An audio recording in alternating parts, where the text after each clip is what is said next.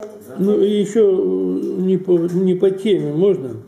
Доброе утро, коллеги. Завтра, 25 июня, к 9 часам все сотрудники выходят на работу с собой взять паспорт, кроме отпускников. Завтра, 25 июня, с 14:00 до 20 идет голосование. Голосование всего образования. 1 июля не надо будет идти. Идут все очень строго по списку. Каждого прошу обзвониться мне лично. Отпускники тоже голосуют. Это что?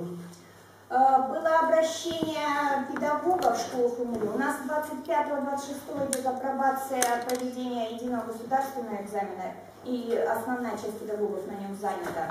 Далее 29 у нас пробные экзамены, и в принципе в этот период у нас все педагоги проходят курсы на онлайн-площадках. Эти курсы длятся по 2 часа, где они полностью заполняют протоколы, то есть заполняют всю документацию, которую будут вести именно непосредственно в день проведения ЕГЭ.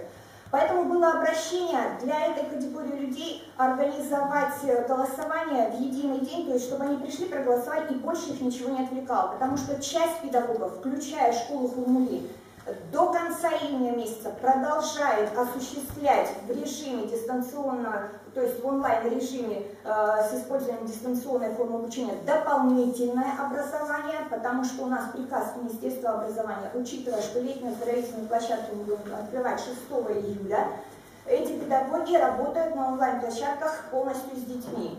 То есть сами люди обратились для того, чтобы для их удобства организовать такой вид. Ну а что там дописали по выпускникам или чего-то, ну это человеческий фактор. В принципе, я как бы только от вас это услышала. Откуда это вообще?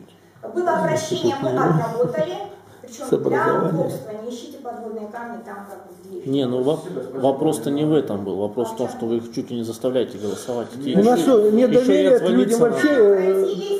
Нас попросили, мы сделали. А что это? Ладно. Тем более, вы знаете, указания от администрации поступают такие странно. Нет, можно это пояснить? Обращение. Мы слышали обращение губернатора по телевизору. Что еще надо? А это уже административный ресурс, начинает давление на людей, воздействие. Для чего это такое? Где там увидели давление? Во-первых, это право предоставлено нам, и мы неделю можем досрочно голосовать. Одна из причин, это решение человека, одна из причин, но не администрации. Продолжающее нарастание у нас коронавирусной инфекции в количестве человек. Да, в количественном исчислении действительно по Хабаровскому краю идет большой прирост ежедневный.